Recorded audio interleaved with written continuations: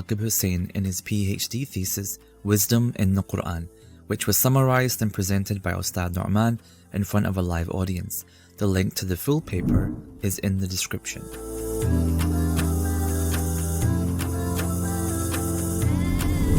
وَالْمِسْكِينَ وَابْنَ السَّبِيلِ, and give those who can't help themselves. Give people who are traveling. Give them their rights. Meaning, don't just deny people help and deny people favors because you don't like them.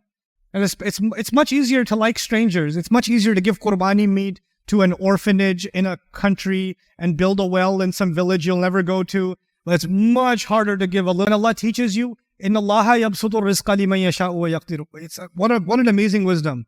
First Allah says, don't be too cheap. Then He says, don't spend too much. Then He says, Allah controls rizq. Sometimes He gives more, sometimes He gives less. You cannot use these ayat and say, this is what I do. Step by step, right? And when that happens, you can't stop that at one point and say, this is where the haram began. No. It's nothing. I'm just writing an email. It's just, it's just a smiley face. A smiley face is haram.